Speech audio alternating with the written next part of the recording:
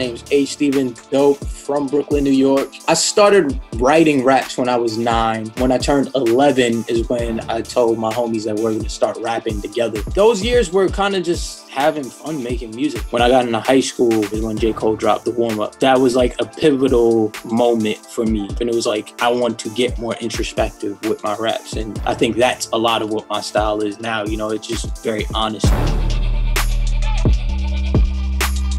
16 is when I was like, okay, this is what I'm going to do. In order to level up, a lot of the things for me was just kind of building strategy in terms of how I was putting out music and who I was directing music towards, because I think music is just communication. And in order to effectively communicate, you got to know who you're speaking to. That was like a big thing for me, is kind of figuring out who I was, who would actually care to listen to me, and then going to figure out how to get to them and also learning what they enjoy.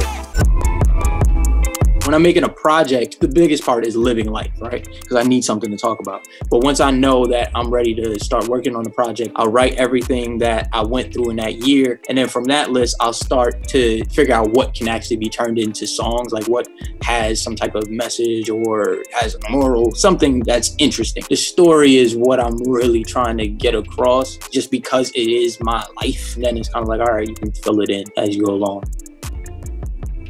The biggest reason I rhyme is it's just important to have conversation, especially in my most recent years. I just see how important conversation is. So putting this music out is almost my way of having a conversation with as many people as I possibly can. And that's why I'm big on, especially with my projects, making stories, because I would want these to live beyond the record. Like, you can take something away from it that can turn into a conversation that you now have with your homies based on this record. And I think that's the biggest thing.